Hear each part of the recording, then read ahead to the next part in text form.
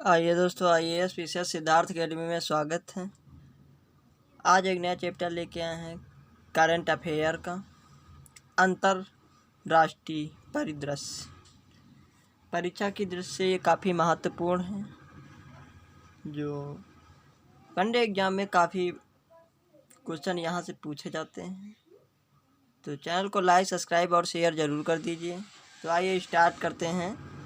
पहला है, भारत किस वैश्विक संघ के साथ अगले 5 वर्षों के लिए वैज्ञानिक सहयोग पर समझौता को नवीनीकृत करने जा रहा है? तो यूरोपीय संघ। कौन है? यूरोपीय संघ है। ठीक, वैज्ञानिक सहयोग पर समझौता करने जा रहा है, नवीनीकृत करने जा रहा है। कौन करने जा रहा है? भारत। तो यूरोपीय संघ के साथ। अगला देखते हैं, वह पहला पड़ोसी देश कौन सा है जिसके साथ भारत ने एयर बबल समझौता किया है? क्या नाम है? एयर बबल समझौता किया। तो मालदीव। अगला देखते हैं, इजराइल के साथ राजनयिक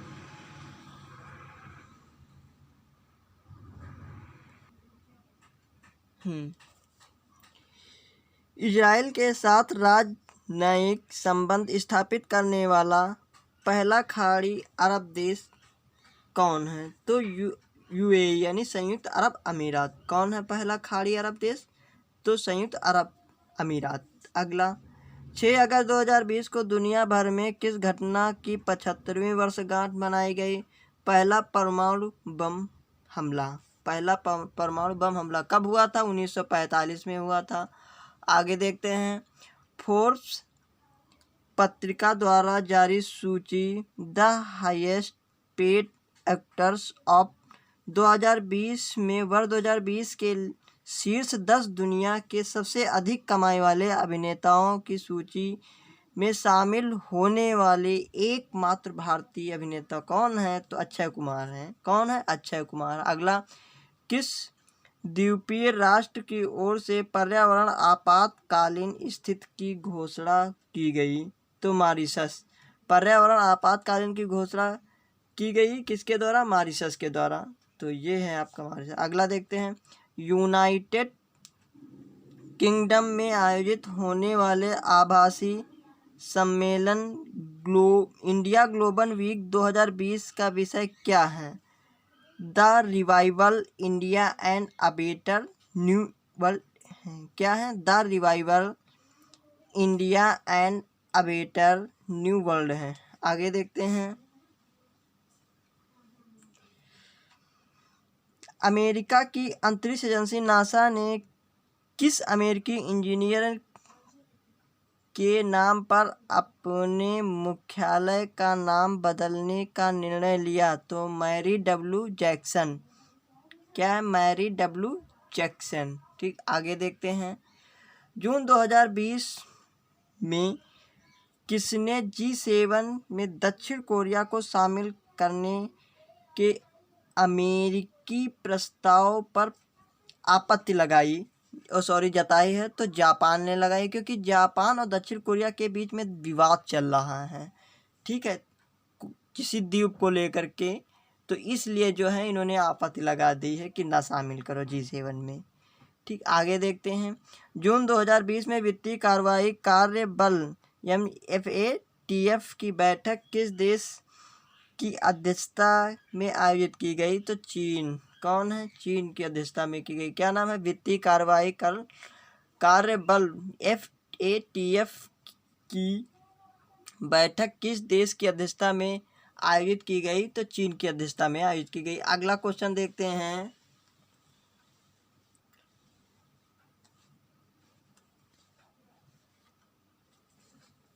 हाल ही में किस देश ने घाटे और कम उत्पादन के कारण देश की सभी सरकारी जूट मिलें बंद कर दी गई हैं? तो बांग्लादेश की सभी सरकारी जूटें बंद कर दी गई हैं। जूट की मिलें थी वो बंद हो गई थी। आगे देखते हैं, हाल ही में भारत और भूटान के बीच कितने मेगावाट के खोलो गद्दू जेवी हाइड्रो हाइड्रो इलेक्ट्रिक परियोजना पर समझौता हुआ? तो 600 मेगावाट पे पर समझौता हुआ। कितने? 600 मेगावाट। ये किसके किसके बीच हुआ था? खोलोगद्दू जेवी हाइड्रो इलेक्ट्रिक परियोजना का समझौता तो भारत और भूटान के बीच समझौता। अगला क्वेश्चन, जून 2020 में दक्षिण एशिया में आर्थिक कूटनीतिक संबंधों के चलते चीन द्वारा किस देश से चीन में निर्यात होने वाली वस्तुओं पर 57% टैरिफ छूट की घोषणा तो बांग्लादेश ने कर दी। कितनी प्रतिशत? 97% कर दी है। किसने? बांग्लादेश ने कर दी है। अगला क्वेश्चन, जून 2020 में नेपाल ने भारत के किस राज्य से लगी सीमा पर नदी पर तटबंध के मरम्मत का काम रोक दिया? तो बिहार, क्योंकि भारत और नेपाल के बीच जो विवाद चल रहा है इसलिए जो है काम रोक दिया गया दोनों लोगों के बीच में। ठीक, अगला क्वेश्चन देखते हैं, जून 2020 में संयुक्त राष्ट्र सुरक्षा परिषद का अस्थायी सदस्य वर्ष 2021-22 भारत का कौन सी बार बना? 8वीं बार बन गया है संयुक्त राष्ट्र सुरक्षा परिषद का अस्थायी सदस्य। कौन अस्थायी सदस्य कौन बना? भारत बना। कितनी बार, कौन सी बार बना? 8वीं बार बना। अगला क्वेश्चन, जून 2020 में किस देश में आयोजित द्वितीय विश्व युद्ध के 75वें विजय दिवस परेड में भारत ने अपनी तीनों सेनाओं के दल को भेजा? तो रूस ने भेजा है। 75वीं विजय दिवस परेड में भारत ने अपनी तीनों सेनाओं के दल को भेजा तो रूस। अगला क्वेश्चन देते हैं, हाल ही में अमेरिका के राष्ट्रपति ने किस देश में 9,500 अमेरिकी सैनिकों को उनके ठिकानों से वापस लाने की पुष्टि की? तो जर्मनी। किसने की? जर्मनी ने की। आगे क्वेश्चन आता है, जून 2020 में किस देश की संसद ने उत्तराखंड के पिथौरागढ़ जिले में भारतीय क्षेत्र पर दावा करने वाले नए नक्शे को मंजूरी दी? तो नेपाल। कौन? नेपाल। ठीक, आगे देखते हैं, यूरोपीय संघ के साथ मुक्त व्यापार समझौता किया? वियतनाम। किसने किया? वियतनाम। मुक्त व्यापार का समझौता किया किसके साथ? यूरोपीय संघ के साथ। अगला क्वेश्चन, हाल ही में किस देश के मानव रहित सबमर्सिबल ने महासागर के नीचे विश्व के सबसे गहरे बिंदु तक तो गोता लगाने का कीर्तिमान बनाया? तो चीन ने बनाया है। किसने बनाया है? चीन ने बनाया है। आगे आते हैं, हाल ही में भारत ने पशुपतिनाथ मंदिर परिसर में अधोसंरचनात्मक विकास के लिए 2.33 करोड़ रुपए देने की घोषणा की। यह मंदिर किस देश में स्थित है? नेपाल में स्थित है। यहाँ मोदी बहुत जाते पशुपतिनाथ मंदिर में। ठीक है, आगे आते हैं, जून 2020 में किस देश ने दक्षिण कोरिया के साथ संचार के सभी माध्यमों को बंद कर दिया? उत्तर कोरिया ने। ठीक, उत्तर कोरिया ने दक्षिण कोरिया के साथ सारे संचार के माध्यम बंद कर दिए। ठीक, आगे आते हैं, अगला है, जून 2020 में ग्रीस और किस देश ने अपनी समुद्री सीमाओं के सीमांकन पर समझौता किया? तो इटली ने कर दिया है। ग्रीस और इटली ने अपनी समुद्री सीमाओं के सीमांकन पर समझौता कर दिया है। ठीक, आगे देखते हैं, जून 2020 में भारत और किस देश ने बिजली क्षेत्र में सहयोग बढ़ाने के लिए सहमति पत्र MOU पर हस्ताक्षर किया? तो डेनमार्क ने किया। भारत और किस देश ने बिजली क्षेत्र में सहयोग बढ़ाने के लिए MOU पे समझौता किया? डेनमार्क ने किया। बहुत ज़्यादा इंपॉर्टेंट क्वेश्चन है। आगे देखते हैं, हाल ही में संयुक्त राष्ट्र ने किस युद्धग्रस्त देश में दी जाने वाली सहायता राशि में कटौती करने का निर्णय लिया? यमन ने लिया है निर्णय। किसने लिया? यमन ने लिया निर्णय। आगे आते हैं, हाल ही में अमेरिकी सीनेट ने किस देश की कंपनियों को स्टॉक एक्सचेंज से हटाने का विधेयक पारित किया? चीन। किसने? चीन पारित कर दिया है। आगे आते हैं क्वेश्चन,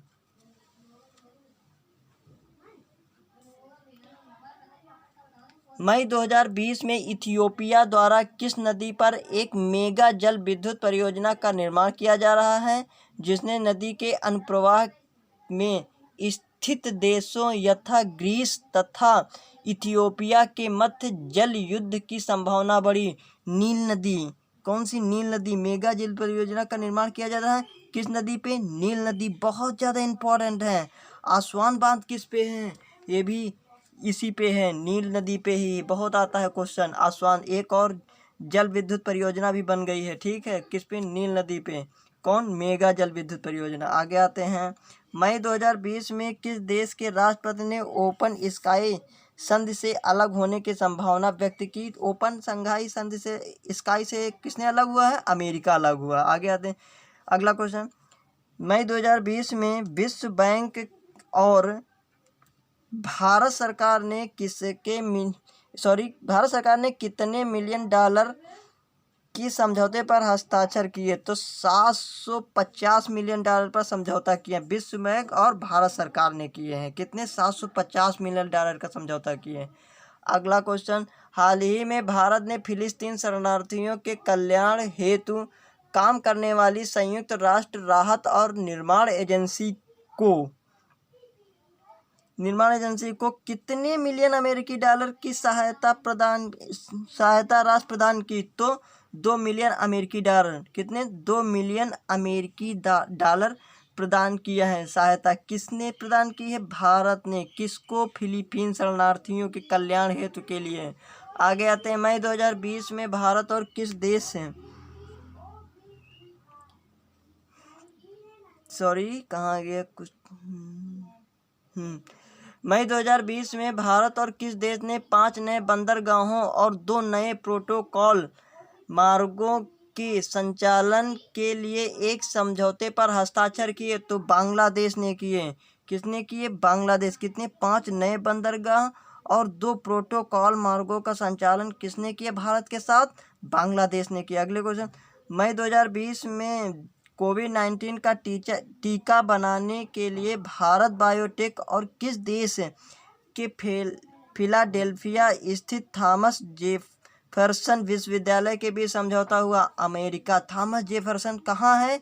अमेरिका विश्वविद्यालय है, अमेरिका का ये विश्वविद्यालय है। आगे क्वेश्चन आते हैं, भारत किस पड़ोसी राष्ट्र को फाइनेंशियल एक्शन टास्क फोर्स ने अपनी ग्रे लिस्ट से बाहर रखा है? तो पाकिस्तान को बाहर रखा है। किसने रखा? भारत ने रखा है। किसको रखा है? पाकिस्तान को ग्रे लिस्ट से बाहर रखा है। आगे, फरवरी 2020 में अमेरिका में लॉस एंजल्स में वितरित 92वें ऑस्कर पुरस्कारों में सर्वाधिक पुरस्कार किस गैर इंग्लिश फिल्म को मिला है? कौन? गैर इंग्लिश फिल्म। कौन? पैरासाइट। कौन सा? 92वें ऑस्कर पुरस्कार मिला है। ये कहाँ ये तो था? Loss angel. ये फिल्म के लिए, लॉस एंजल फिल्म उद्योग के लिए प्रसिद्ध है, ये अमेरिका में है, ठीक। आगे आते हैं, दूसरा बिमस्टेक डिजास्टर मैनेजमेंट एक्सरसाइज का आयोजन फरवरी 2020 में कहाँ संपन्न हुआ? ओडिशा, भारत में संपन्न हुआ। कहाँ? ओडिशा, भारत में। अगला, फरवरी 2020 में 3 वर्ष के अंतराल के बाद किस राष्ट्र ने पुनः राष्ट्रमंडल की सदस्यता ग्रहण की? बहुत ज़्यादा इम्पोर्टेंट है। 3 वर्ष के बाद किसने पुनः राष्ट्रमंडल की जो है सदस्यता ग्रहण की? मालदीव। बहुत वेरी इंपॉर्टेंट है, ये है क्वेश्चन आपका, फिर से पढ़ देते हैं। फरवरी 2020 में 3 वर्ष के अंतराल के बाद किस राष्ट्र ने पुनः राष्ट्रमंडल की सदस्यता ग्रहण की? तो मालदीव ने ग्रहण की। किसने? मालदीव। अगला क्वेश्चन, दक्षिण फरवरी में 9 फरवरी 2020 में खेली गई अंडर 19 विश्व कप क्रिकेट प्रतियोगिता के फाइनल मैच में किस राष्ट्र की टीम विजयी रही? तो बांग्लादेश विजयी रही और भारत हार गया था इस मैच में, ठीक है। और कोई बात नहीं, बस इतना ही है। अमेरिका की किस 21 वर्षीय टेनिस खिलाड़ी ने ऑस्ट्रेलिया ओपन टेनिस प्रतियोगिता 2020 में पहली बार महिला एकल में विजय प्राप्त की? तो सोफिया केनिन। कौन है? Sofia Kenin. ये कहाँ की थी? ये अमेरिका की हैं और ऑस्ट्रेलिया ओपन टेनिस प्रतियोगिता जीती है पहली बार, ठीक। आगे आते हैं, ब्रिटिश सिंहासन के किस छठे नंबर के उत्तराधिकारी ने पत्नी एवं पुत्र समेत शाही दर्जा छोड़ने का निर्णय लिया है? Prince Harry. ये ब्रिटेन के हैं, ठीक। प्रिंस हैरी ने सब कुछ छोड़ दिया भाई, सबसे अच्छे इंसान निकले। आगे आते हैं,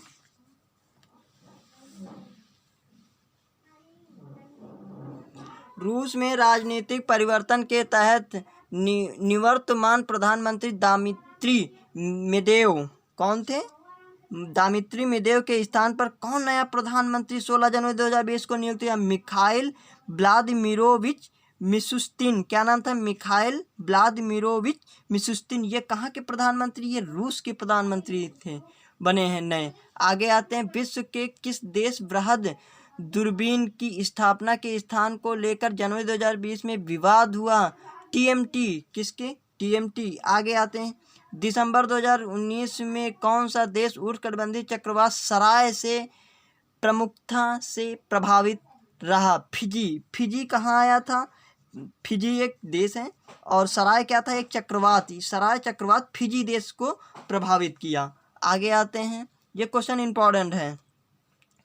जनवरी 2020 में G77 यानी G77 की अध्यक्षता फिलीपींस के बाद किसे हस्तांतरित की गई? गुयाना गणराज्य के। किसे? गुयाना गणराज्य को अध्यक्षता G77 की अध्यक्षता प्रदान की गई, हस्तांतरित की गई है। आगे आते हैं, ये बहुत ज़्यादा, अगला क्वेश्चन बहुत ज़्यादा इंपॉर्टेंट। भारतीय नौसेना ने हाल ही में किस देश में चक्रवात डायने से प्रभावित लोगों की मदद हेतु ऑपरेशन वैनिला चलाया? क्या नाम है? Operation vanilla.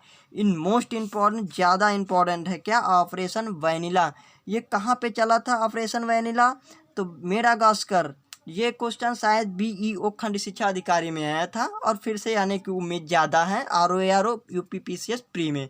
आगे आते हैं, तो ऑपरेशन वैनिला मेडागास्कर। ये क्या था? डायने। ये डायने एक चक्रवात है, ठीक। कहाँ पे आया था? मेडागास्कर में आया था।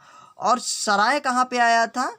सराय आया था फिजी में आया था। ये फिजी देश में सराय चक्रवात आ गया और डायने चक्रवात जो है मेडागास्कर में आ गया है। तो ये दोनों मिलाने के लिए आएगा क्वेश्चन में, ठीक। आगे थे, हाल ही में किस देश ने जनगणना में पहली बार LGBT समुदाय को शामिल करने का निर्णय लिया है? तो नेपाल ने। बस इतना ही रखते हैं, आगे मिलते हैं नेक्स्ट वीडियो में दोस्तों, क्योंकि वीडियो बहुत बड़ा हो जाएगा। फिर आगे देखते हैं नेक्स्ट वीडियो में, ठीक है। तो तब तक के लिए चैनल को लाइक, सब्सक्राइब, शेयर जरूर कर दीजिए।